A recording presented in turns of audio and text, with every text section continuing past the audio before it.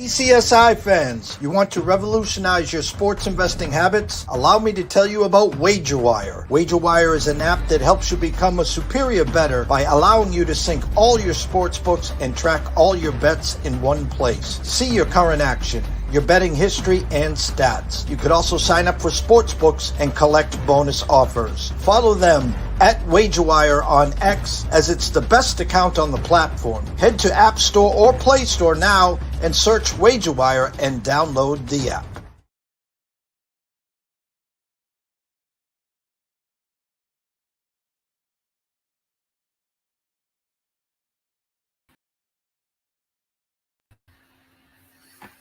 Hey gang, welcome in. It is Wednesday, September the 11th, and welcome to In the Batter's Box. My name is Scott Webb, and I just have to vent for a minute. I think I have an all-time bad beat today, so it is what it is. It's baseball. You know, you win games, you lose games. Guys make diving plays to help you. They make errors to hurt you. They, all kinds of crazy stuff. So we'll talk about that in a second. And, yesterday's show was awesome. We had 1,200 people on yesterday's show. So we'll see what we end up with today. So obviously, guys, what you're doing to help has been great. Anytime you like, retweet, send the stuff out, all that stuff really helps. So I much appreciate that. Just want to make sure that everybody knows that everybody's paying attention to what's happening and where we're going, and this channel is growing very well, and we've got a lot of things to talk about today. So I'm not gonna dilly dally too long because we gotta get into some of this stuff. But man, I was on an under today, under 7.5 in a no hitter. This game was 1-0. 1-0 in the ninth inning. 1-0 in the ninth inning. And then obviously they had to take the pitcher out. Well, he didn't complete the no-hitter. He had too many pitches. So they bring in a closer. This is Toronto. And he goes, and here's the ninth inning. So first batter gets 2 strikes, home run. Ties the game 1-1. I'm like, oh, man. They're going to go extra innings, and it's going to delay this game, and I'm not going to win this game right away. So then the next guy comes up, and you got a single, a walk, and a walk. So now the bases loaded, nobody out. Holy crap, stuff's starting to happen. Sacrifice fly, 1 out, it's 2-1. Okay, well, maybe they can get an out, and we can get through this, and the game's over 2-1. So it's a winner, right? Under 7.5. Next guy walks, bases loaded again. When the next guy comes up, sacrifice fly. Great. 2 outs. It's now 3-1. So we're still in pretty good shape. There's 2 outs. Nothing crazy going on. Next guy, home run. Holy crap. It's 6-1. The Mets scored 6 runs in the top of the ninth inning. It's 6-1. And then they replaced the pitcher. Then you got a double and a walk. So they got guys on base again with 2 outs, and then Jose Iglesias, I was watching it, hits a long fly ball to center field. They run back to the wall and catch it. Okay, great. So now all we need is the Mets to close out the game, right? So first batter of the bottom of the ninth. Remember, they just have all this positive energy and all this good stuff happening, and what happens? The relief pitcher comes in, walks the first guy. Are you kidding me? That's typically not what happens. Usually you get the first guy out and then you make a walk in the second guy, if that's usually what happens. He walks the first guy. Next guy bounces out to first base. Okay, gets the guy to second base.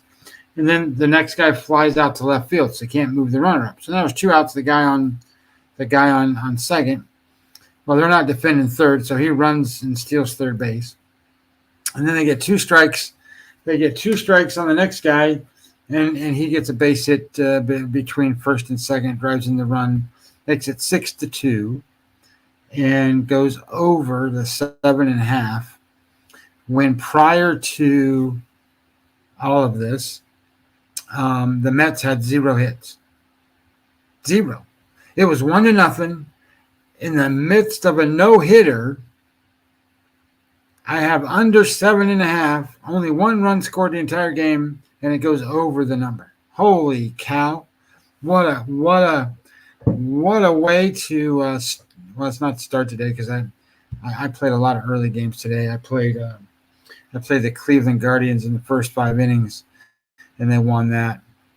So we'll go 1-1, but should have been 2-0. And this is the way baseball works. So if you sit there and beat your head over it, you're never gonna, you don't have the stomach to bet baseball, because it's not like football. When you're betting football and you're ahead, they don't come in and they score 6 runs in the next inning. It doesn't work that way.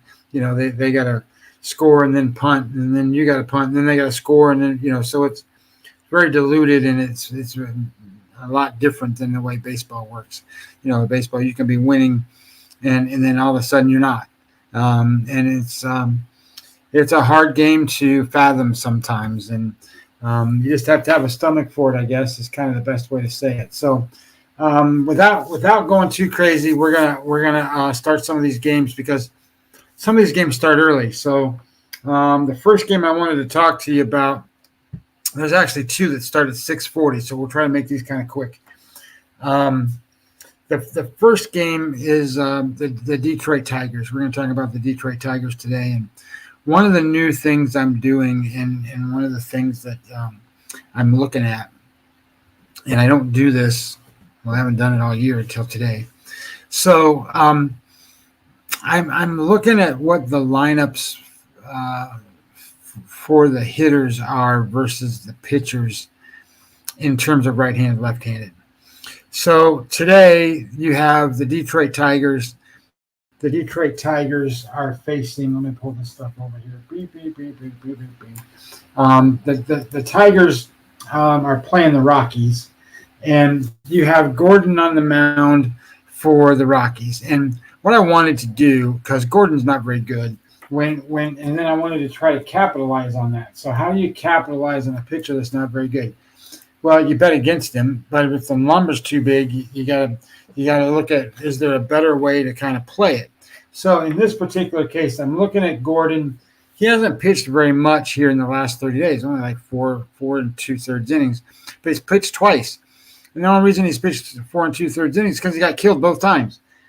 He's pitched 4 2/3 innings, gave up 11 hits and 3 walks. He's pitched 7 times. He's 1-6 in those 7 starts. So it's not very, none of it's good. So we're going to go and say, hey, this guy's not going to pitch very well today. So as I look at this, the one thing I wanted to make sure of, because I have all the offensive data and all the offensive numbers, and it shows me that Detroit over the last 30 days against right-handed pitching, 6% better than average. And Colorado's like last in Major League Baseball. They're not quite last, but they're 16% worse than an average baseball team against right-handed pitching, even though Mize isn't the greatest pitcher in the world at getting a whole bunch of outs. He could fare fairly well today. So we'll see how that plays out. But where this game made sense, and I'm going to pull this up so that we can talk about it in a sense of what I did. So I went to Fangraphs, and one of my guys showed me that, I've been on Fangraphs for years and been able to find all kind of stuff, but some of this stuff I wasn't able to do. And he's like, wait, well, don't you use the split leaderboard function there? And I'm like, nope. So he was showing me some stuff. And so I started looking at some things in a different way than I normally do. And one of the things I wanted to do, and I don't need this up here for right this second, we're going to look at batters for a team and how they do against a right-handed pitcher over the last, say, 30 days. And because you want to get enough at-bats in there to make it worthwhile. And in this case, I'm going to look at the Detroit Tigers. So let me pull up the Tigers, Detroit. There we go. Click the button, hit update. So there's a couple ways you can look at this. Weighted runs created plus is a good way, right? So that's graded on a scale of 100. So anything, 110 is like 10% better than an average hitter. If it's a 90, it's 10% worse than an average hitter. Well, against right-handed batters, they've got 6 guys out of the 10 guys listed here that have enough at-bats. They're looking at 20 at-bats. But there are 6 guys that are over 100. So that's a really big number, to be honest. When you have 60% of your offense being able to be better than average against right-handed pitching, and then the next closest guy is 90, so he's just a little bit off of that. So truth is, they got about 7 guys that can hit. So we just talked about how bad the expectation for the Rockies pitcher is. He doesn't get very many guys out. And now we're looking at an offense that can certainly capitalize. And that's looking at it from a weighted runs created plus spot. If I looked at it from a weighted on base average number, again, it's 6 guys that are 316 or better. So that's pretty good. You kind of really want it to be more like 330, but 316 or better, that's not terrible. And then isolated power, you want it to be anything about 140 or above, and they got, say, 7 guys in that neighborhood. So A, they're putting the ball in play. B, they're efficient, which is what your weighted runs created plus is giving you. The weighted on base average just tells you they're getting on base, they're getting good batting averages, they're doing good things, and then isolated power tells you they're damaging blows. So I like the idea here that in this particular spot, Detroit's going to be able to do some damage. And then when I go back over here to pitchers, last 30 days, probably need to do this in a little different way. I want to pull up the Rockies pitcher and give you a little bit more feedback on Gordon. So let's pull him up this way.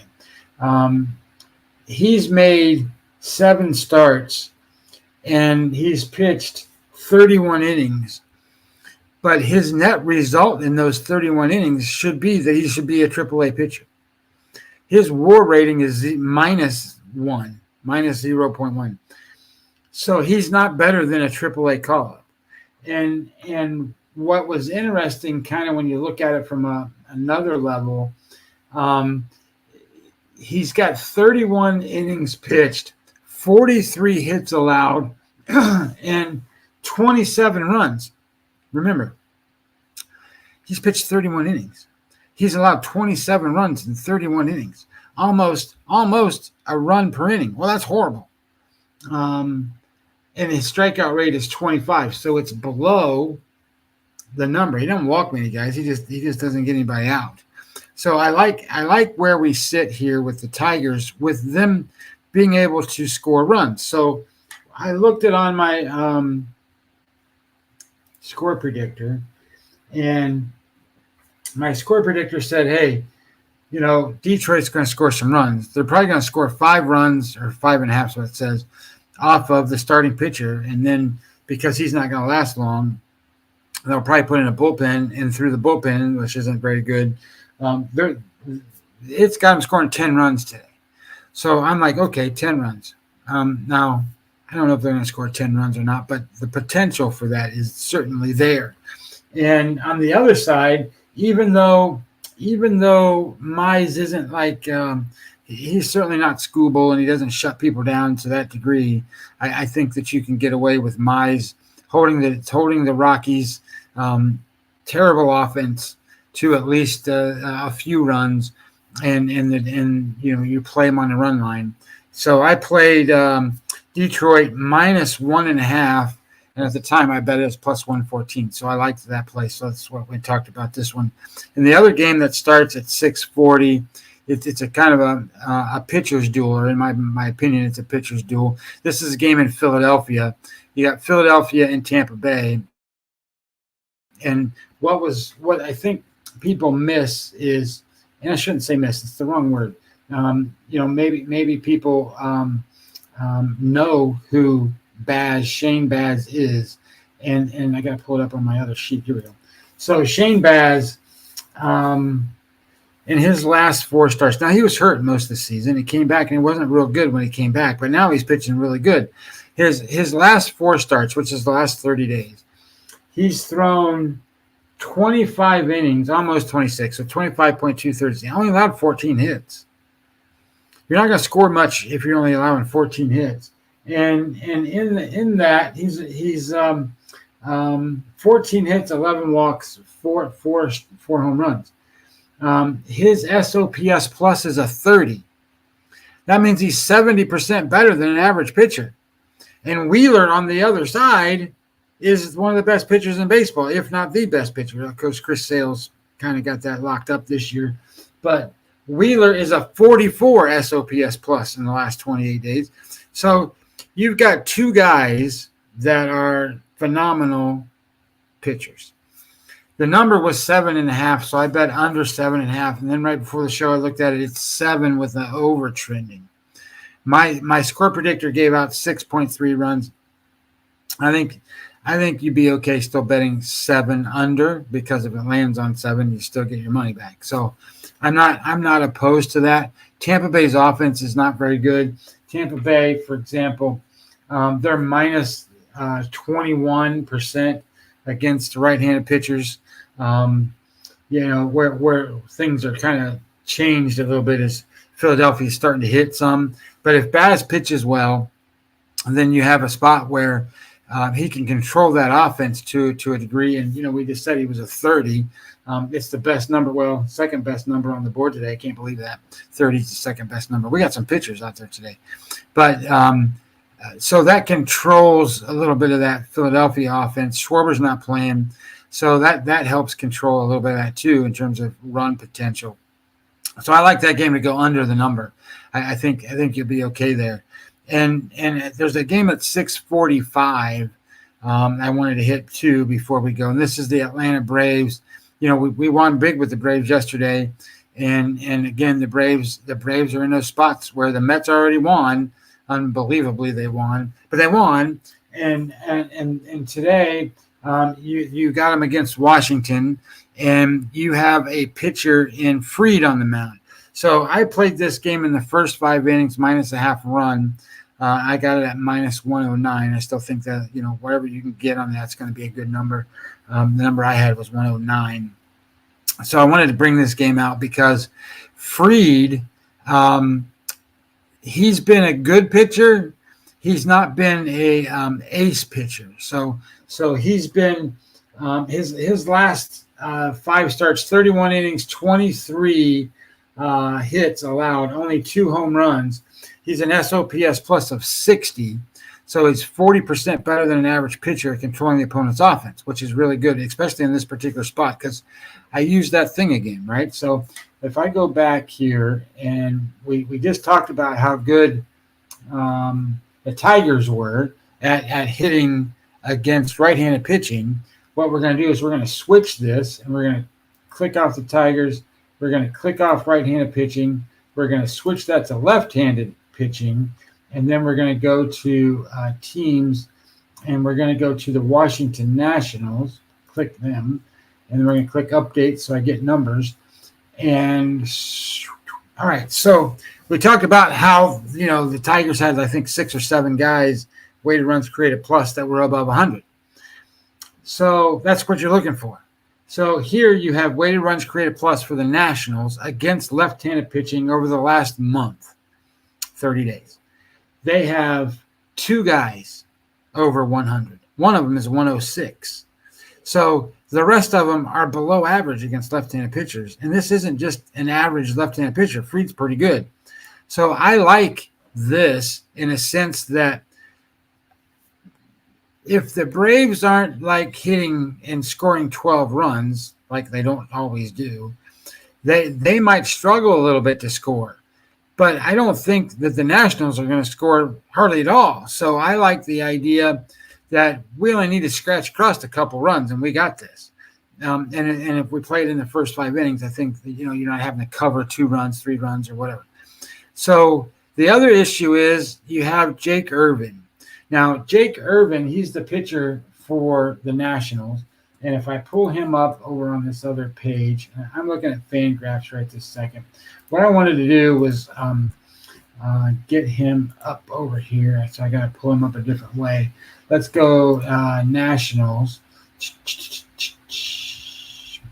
So these are all the starting pitching performances in the last 30 days for the Nationals. And we're going to pull this up in this format. There you go. So Jake Irvin is the worst pitcher the Nationals have in the last 30 days. And it's ranking them by xFIP and Sierra, those numbers. And he's the worst one. He's got a 4.30 xFIP, 4.61 Sierra. It's terrible. Not good. He's got a above average walk rate and a 2.0 home run rate. So if you're giving up 2 home runs per 9 innings, that's not going to help you. And the batting average against is 315 and a whip number of 167. Hey, Daniel Barry, thanks for checking in. How are you doing? Good to see you. So when you look at what Jake Irvin has done currently, it's not good.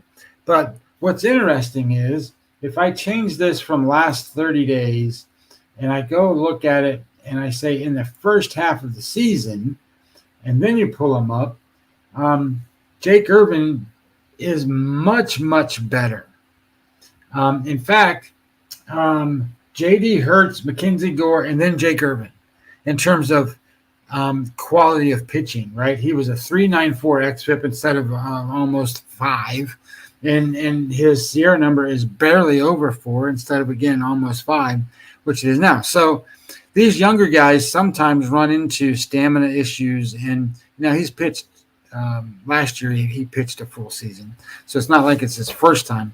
But at the same time, he's been struggling, and I want to capitalize on that. So to do it the way I think I needed to play it, I played the Braves in the first 5 innings minus a half a run to take advantage of Irvin struggling and also the Nationals not being able to hit left-handed pitching and having a pretty good left-handed pitcher on the mound.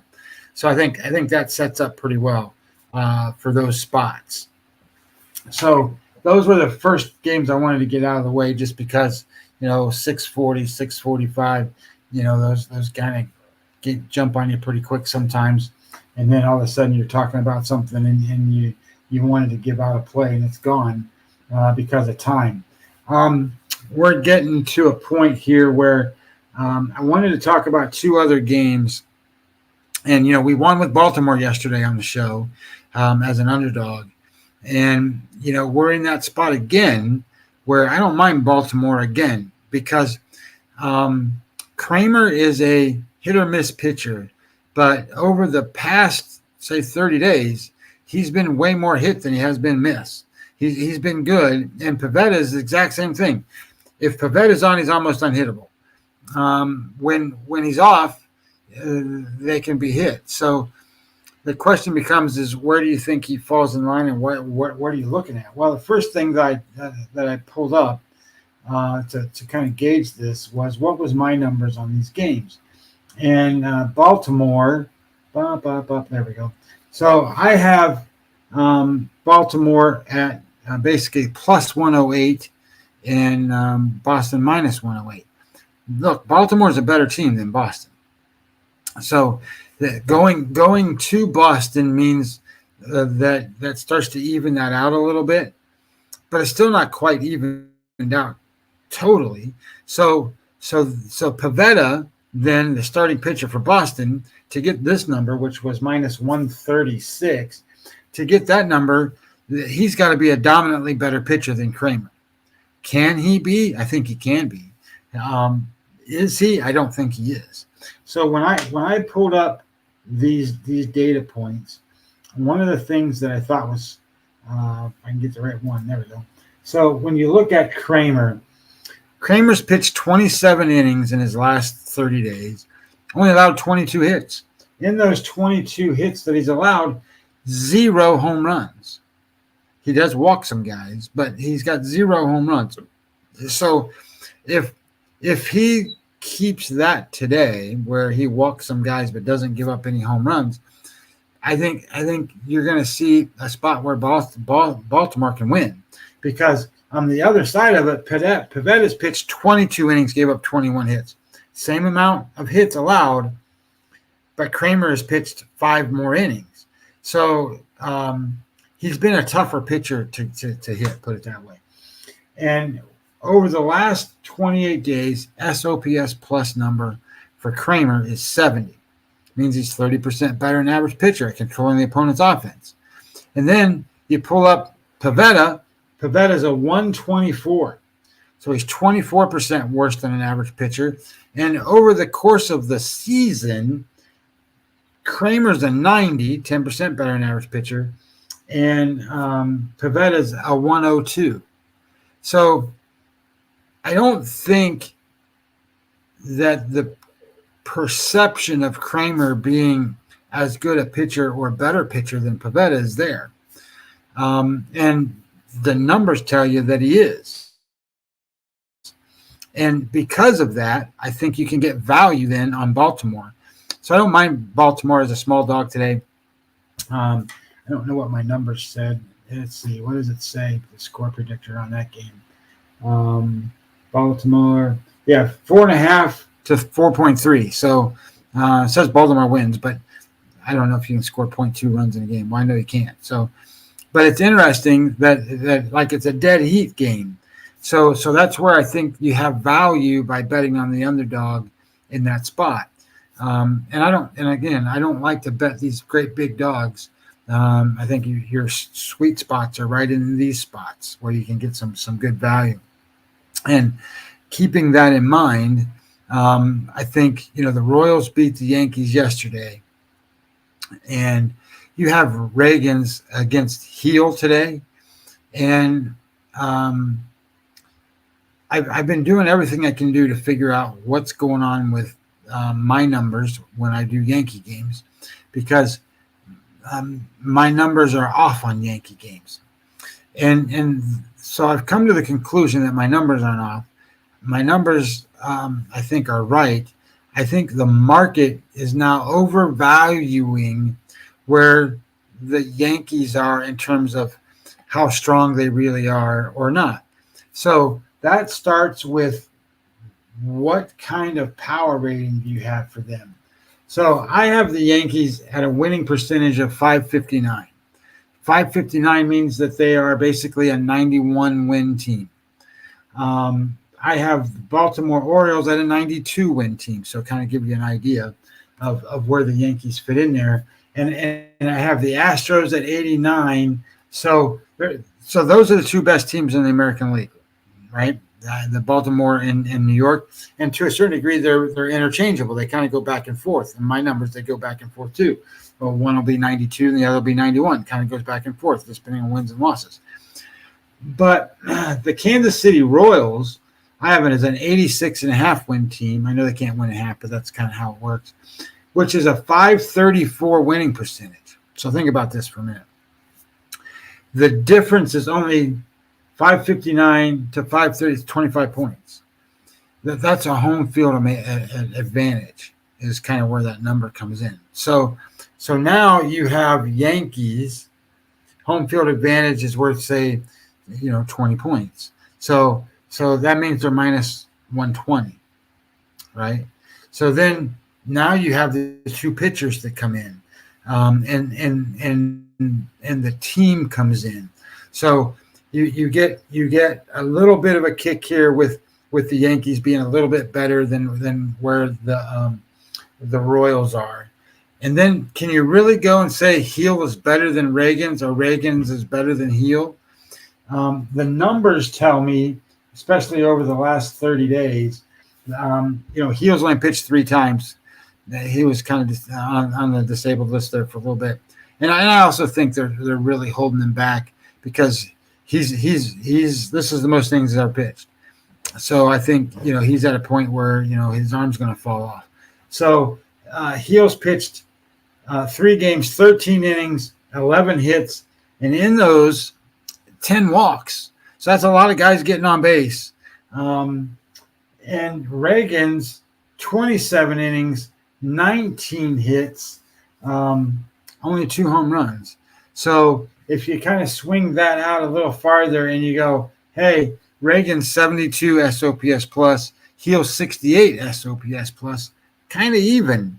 But I like the idea that that you get Reagans, who's been there a little bit. He, like last year, he pitched quite a few innings. He's a 500 win pitcher right now, 15-14. I don't like that, but I think on the road in this spot, the Yankees in the last month and a week, when it comes to left-handed pitching, the Yankees are only 5% above average. And if you look at them on the right-handed batters, they're number one in baseball. So they don't hit lefties nearly like they hit righties, and that shows up in their won-loss record. They're 18-23. The New York Yankees are 18-23 against left-handed pitchers. So it would be a much stronger situation had the Royals won yesterday. Had the Yankees won yesterday and the Royals were down 0-2 and they needed to win this game, but they didn't. So I think it's worth a sprinkle or two to put some money on the Royals. Holy cow, that was a lot of games. We already went over the Braves minus a half a run, Detroit minus 1.5, Phillies under 7.5, but you'll have to play them under 7. And Ragans and Baltimore. That's 5 bets. I think that's probably what I got tonight. I looked at a couple other spots. One of the things I wanted to say was when you're talking about the Cubs game tonight, I don't think there's any reason why you can't think the Cubs aren't going to win tonight. I haven't bet it, but Miller's been really bad, and he's 5-6 in 11 starts. But his SOPS plus is 161, and he's pitched now 20 innings, four games, enough to get a good gauge on what he can do. And when you flip it and you go, hey, look at the Cubs and what they're doing on offense. Oh my God, the Cubs are like number one in offense. They're 18% better than an average team against right-handed pitching. And if we go do that same exercise where I go look at, we got to switch this back to right-handed batters for the Cubs. I got Washington in there, left-handed pitching. So we're going to change that back out of there. Right-handed pitchers, and we want to look at the Cubs. Chicago, bang, and then we hit update. This was a kind of amazing thing to me. So they got 7 guys at 100 in terms of WRC plus. So 7 guys that are average or above, and then 1 guy at 80, and then 1 guy at 60. So they're all hitting, basically, is what that means. When it comes to isolated power, they got 6 guys at 188 or better. And remember, we said they had to be right around 140, 145, 150, somewhere in there. They've got 6 guys at 1. So they're doing damage against right-handed pitchers. So I like the Cubs again tonight. I think Wicks is his name, and I think he has pitched halfway decent. I got to get to that screen. Right, there we go. So he's pitched only a couple times. What I didn't like was that he hasn't gotten roughed up since he's been back off the disabled list. He's pitched 10 innings, allowed 9 hits, no home runs. He's got an 82 SOPS plus, and I think he's kind of in a spot where I think he could get hit. So I looked at the Dodgers this way too. Dodgers aren't hitting. You've got a couple of guys, and Teoscar Hernandez now is out of the lineup. So we'll see kind of how this plays out. But I don't see any reason why you shouldn't have thoughts about the Cubs tonight. I think the Cubs are pretty good. It's a matter on what your appetite is for Wicks and him pitching. And, the Dodgers typically are really good against lefties. They've played 48 times against left-handed pitchers, won 32. So they're 32-16. But if it's just a sprinkle play or just, Jeff calls it beer and pizza money sometimes. So if you put beer and pizza money on them and you get a nice little pop, because it's like minus 150 for the Dodgers. And I don't think there's any way it should be that high. My number on that game If I can get to my screen, there it is. My number on the game was 126. And I think that's way more fair and way more reasonable based on the way Miller is pitching and the way the Cubs are hitting. So I think that's probably a more realistically fair number. I thought the matchup with the Giants was an interesting matchup. I just can't go against Snell. The Giants, they're not hitting right now. But at the same time that they're not hitting, you can't bet against Snell because he's dominant. In fact, if I told you these numbers, so he's pitched 24 innings, allowed 14 hits, no home runs. He's got a 46 SOPS plus, just dominating the guys he's facing, and he'll dominate probably again tonight because the Giants don't hit left-handed pitchers. They're minus 14% against lefties. So I'm sorry. The Milwaukee Brewers hit right-handed pitchers way better than they hit left-handed pitchers. They're 3% above average against lefties, and they're in the top 10 of all of baseball against righties.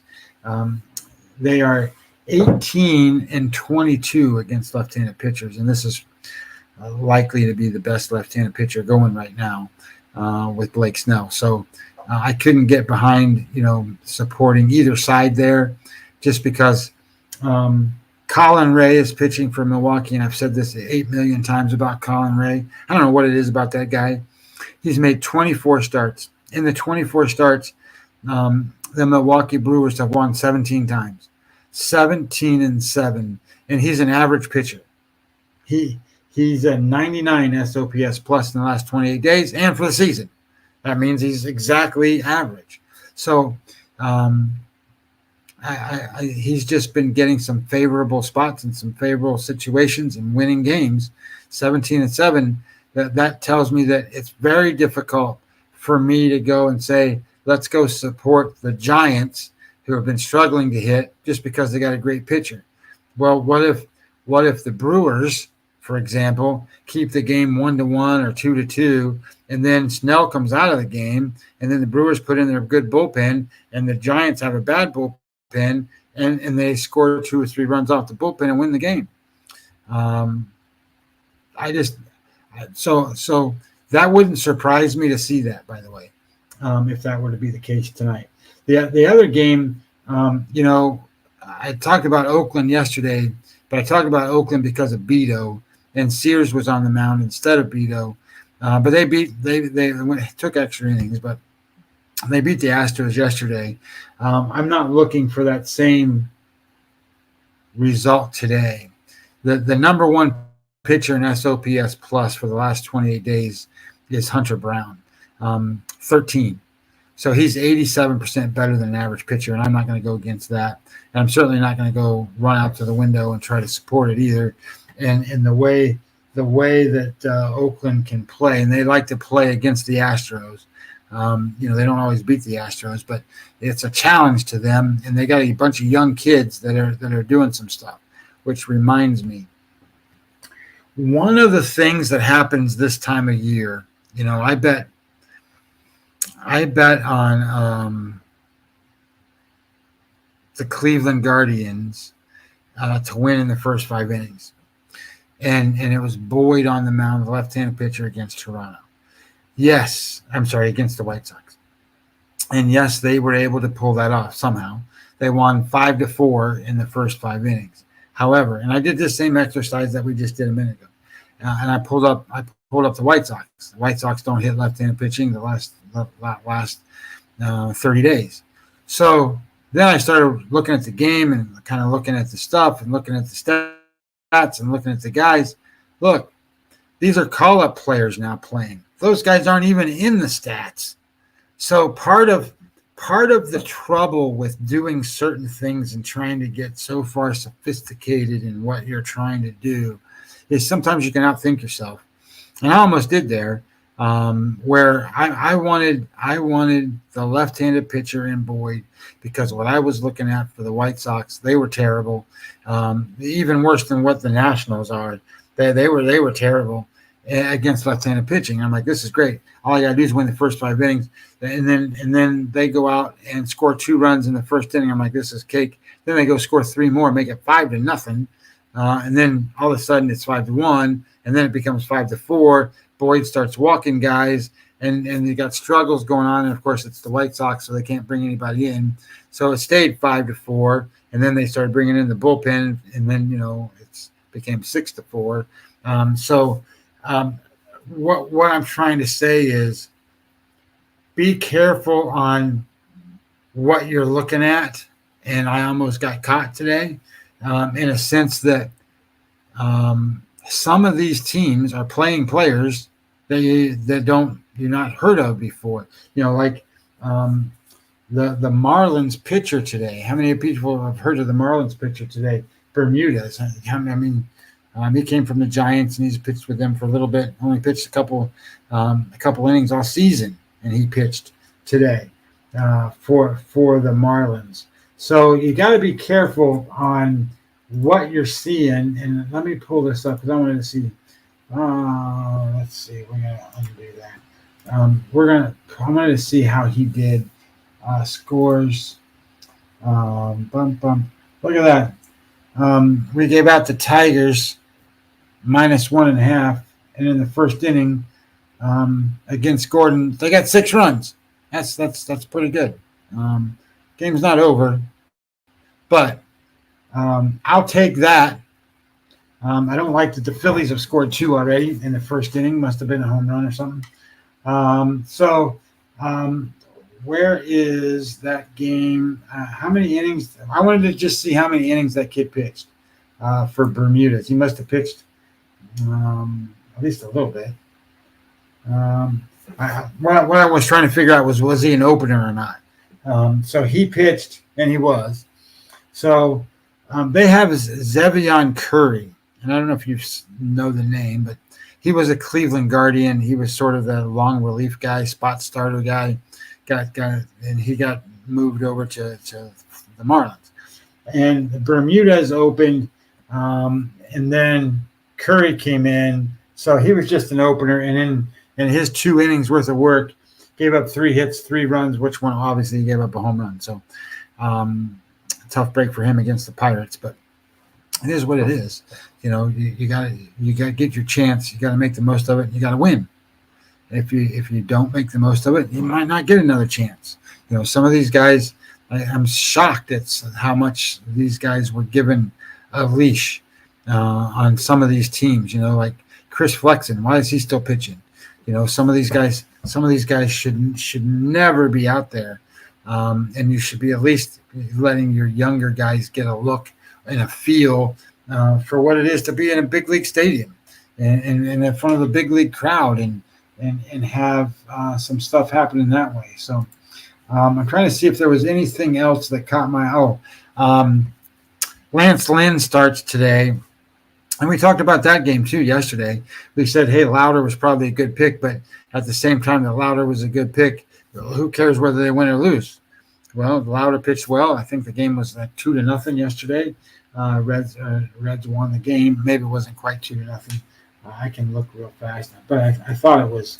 I know the Reds won the game, but 3-0. So he pitched well, and I think these spots are bad for guys like Lance Lynn. You've been pitching all season. You go out on the disabled list, injured list, whatever. You come back today. The expectation is you're going to be able to go out there and get outs and throw hard and do all this stuff, and you're going to go do what you can, but you're not sharp. And of course, in this case, you play the Reds, and the Reds kind of 500-ish team, but so are the Cardinals. So it's kind of an even matchup. I don't like Williamson, the pitcher for the Reds. So I stayed off this game because normally I would try to support or try to back the opponent to a guy coming off the injured list. And I just decided that I didn't like the Reds well enough to do that, or Williamson well enough to do that, to be honest. And you just got to be careful, right? So you've got Zebby Matthews, a big, highly touted guy for the Twins. and he's pitching against the Angels today. But what if I told you that, like, Zebby Matthews has pitched 5 games now, 22 innings, and in his 22 innings, he gave up 32 hits and 6 home runs. He's got a 173 SOPS plus. He's 73% worse than an average pitcher. The guy he's facing, Kokonowitz, has pitched 24 innings, allowed 27 hits. But what was amazing about him, he hasn't walked anybody in the last 28 days. 0 walks. So he just doesn't get any outs either. So it's so weird. Sometimes you just get weird spots and weird things and weird situations. But don't just think that, okay, I got this Zebby Matthews guy, I got to go back the highly touted pitcher, because he's getting shelled. And to be truthful, I don't like the Angels' offense, but every once in a while they go out and hit a bunch of home runs. And he's already proved that he gave up 6 home runs in 5 games. He's made 5 starts, and he's 1-4 in those starts. That's none of that is good. So I don't like the Twins today, and then you got to pay a big premium on the Twins. So I didn't like that at all. So I think I've talked about just about every game in the afternoon except for the San Diego game. I didn't talk about that one, and this one's a bad one, because when I say bad, King has pitched super well for the Padres, and I like to support him almost every time. He's 17-10. That's pretty good. And Wheeler, for example, we talked about this yesterday, 17-11.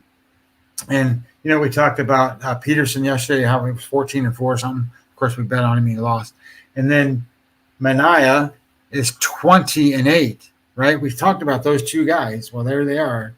That's the number. And then when you look at King, 17-10, but he's sort of, I don't want to say losing it, but he's not as good as he was at the beginning of the season. His total season SOPS plus is an 84. So he's 16% better than average pitcher for the whole season. That's a pretty good number. But the last 28 days, it's a 106. So he's a little bit behind. He's still average, but Brian Wu is one of these guys that is excellent. And when he pitches at home, you just want to support him and back him. His SOPS plus at home is a 20. He's 80% better than an average pitcher at home. So when I say this is a bad game, I say this way: you got 2 really good pitchers. Wu is probably better in this spot at home, but Seattle's offense isn't very good, and the Padres' offense. You got Machado starting to hit home runs and doing some stuff, but Brian Wu at home, I can't tell you how it's going to come out. So I just left it alone. Both offenses are showing green in the metrics right now. So I think you just, unless you have a really good feel for that game that I don't have, I think you pass on it. So those are my thoughts for tonight. I wanted to talk, and for those of you who missed it, I bet probably what I think is an all-time bad beat today, or one of the all-time bad beats. I bet the New York Mets, Toronto Blue Jays under 7.5 today, and the game was a no-hitter into the 9th inning. It was 1-0 in the 9th inning. Toronto's ahead. Toronto's the home team. So the pitcher for the Blue Jays, he had to come out because he already threw over 100 innings. 100 pitches. So they had another guy pitch the 8th inning, and then here comes Green to pitch the 9th inning. So the first batter he faces, he gets 2 strikes on him, bing, home run.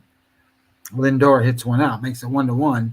And I thought, okay, well, no big deal. But at the same time, I thought, man, this delays the length that I'm going to have to wait to get this game, because maybe it goes into extra innings.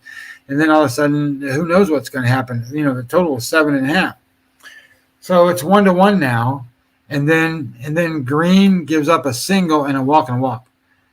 So the bases are now loaded. And then you get a sacrifice fly. So that makes the first out, but it brings in another run. So it's now 2-1. And then he walked the next guy. So the bases are still loaded with one out. Then a sacrifice fly. So it makes it 3-1. I'm like, okay, well, I just need to get an out. So now you got guys on second and third because they moved up on the throw. There's 2 outs. New pitcher. Bing, home run. Holy smokes, now it's 6-1. And I'm like, oh my God, 6-1. And then the next guy hits a double, and then they get a walk, and then they finally get it out of the inning. So I'm like, okay, great. So at least we have a chance. It's 6-1 going into the bottom of the 9th inning. And then they have Cruz warming up, right, to come in. And then they don't bring him in now because it's not a safe spot. So they bring in Stanek. And Stanek comes in, first thing does, walk the first batter. I'm like, Jesus, I need outs, right? So walks the first guy.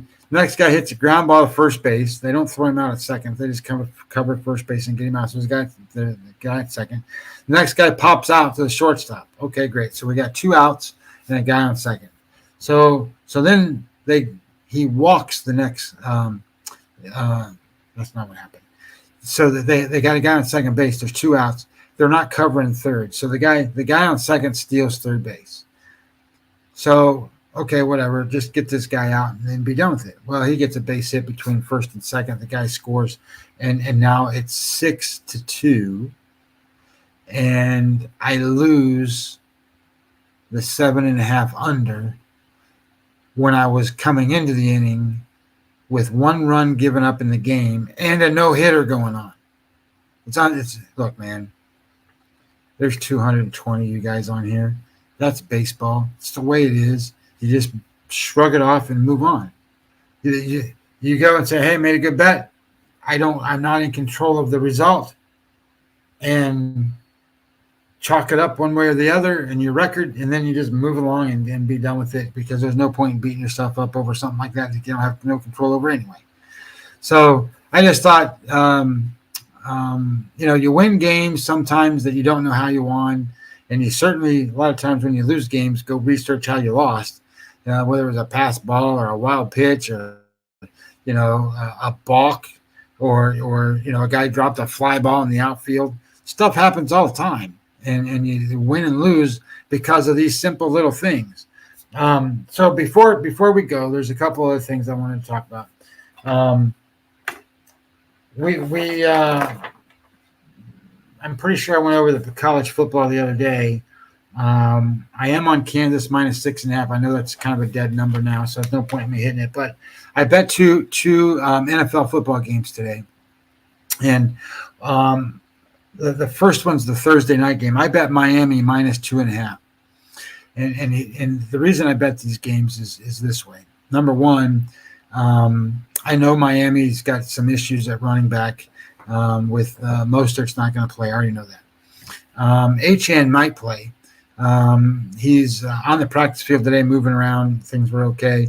That doesn't mean he's going to play, but probably a good indication that he probably will play. And then you got Wilson and Wright or something, I think is the next 2 guys who aren't bad running backs. So unless you're Derrick Henry or you're Barkley or some of these guys, they were even able to replace CMC the other night.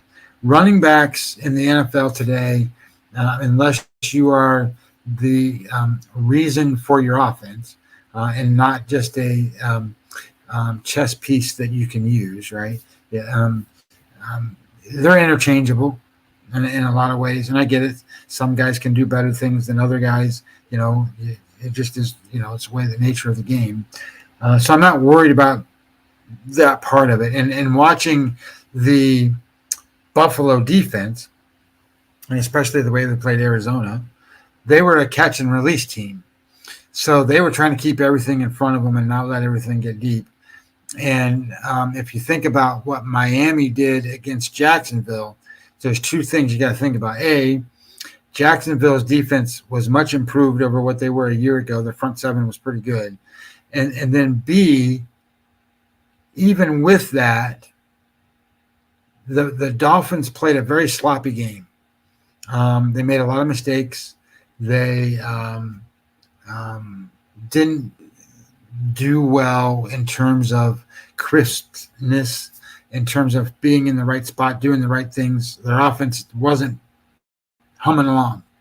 Well, they still had over 400 yards in the game.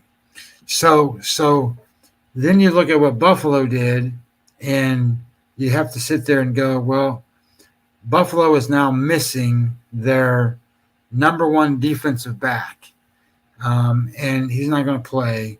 And I think that with this week, a little bit of freshness, hopefully Hill doesn't get pulled over before the game and, stuff like that.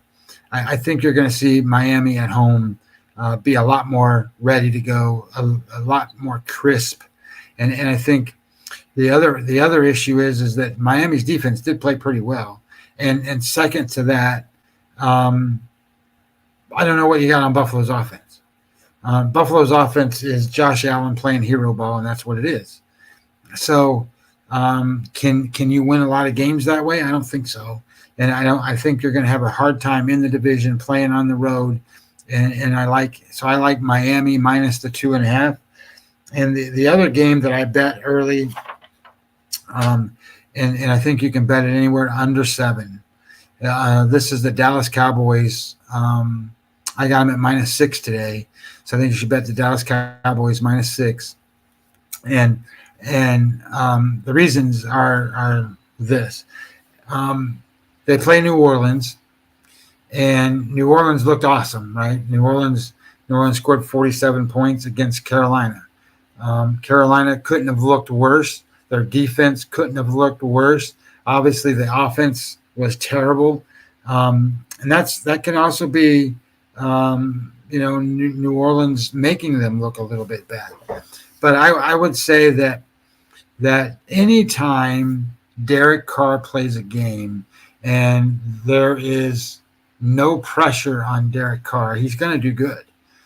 He's got time to look around. He's got time to make a decision. He's got time to throw. He's got time to do all the stuff he needs to do. That's not going to be the case against Dallas. It's a much different thing. So what I think you have here is I think you're giving New Orleans some credit for the way that they beat Carolina, and maybe you should. But I also think Dallas as an underdog to Cleveland, which obviously we watched that game too, and I was on Dallas. They dominated the line of scrimmage, and I think you're going to see a lot of that again. And I think you're going to see a lot of pressure on Carr, and I think you're going to see Carr making a lot of mistakes, and I think you're going to see Dallas open up their offense and do a lot more than what they did against Cleveland. And New Orleans' defense is not the same as Cleveland's defense. Cleveland's got one of the better defenses in the NFL, and New Orleans does not. So I think Dallas is the right side here. Now I do have some other things going on that I'm looking at, waiting on some numbers to pop. So nothing imminent yet, but that's kind of where we stand on that. So I've given out Kansas for tomorrow night minus the 6.5, which I think is 7 now. I did give out Florida State minus 6.5 on Saturday. Another one is Central Michigan. I don't know if anybody's I played Central Michigan plus 20. So those are the 3 college bets that I'm on so far, and I'll be adding to that. But today's Wednesday. Let's hope we can get some of these games to come in. Let's make some money. Obviously, that's what we're trying to do. So let's win some bets, make some money, and then we'll go from there. So got 250 people on, 240 on the show today. Not the same 1,200 we had yesterday, but guys, look, this is awesome. Every day, if you guys can retweet and send this stuff out, hit the like buttons and all that stuff, it grows, man, and it shows. Daniel Barry, thanks for being in the chat here and saying hello. guys, you're more than welcome to jump in anytime. I'll answer whatever questions I can. I went over most of the games that we had available today. Tomorrow, very short slate. Probably won't be on, but I will be back on Friday at 6:15. So I'll see you guys on Friday, 6:15. Until then, follow me on Twitter, like, retweet, all that stuff. Try to grow the show. If you want to be a member, a client member, just go to the website, mlb-daily.com. There's a little tab at the top. Just click the button. You can sign up for $100. It's for a whole year. It's not like it's $100 a month. It's $100 a year. I don't try to take money from people. That $100 goes to doing these kinds of things. Not, I don't wager with that. That doesn't go to my bank account or my account for handling wagers. Put it that way. Bankroll. So anyway, guys, have a great night, and I will see you on Wednesday. Thanks again for jumping on board, and Friday. And let's have a great night, guys. Talk to you.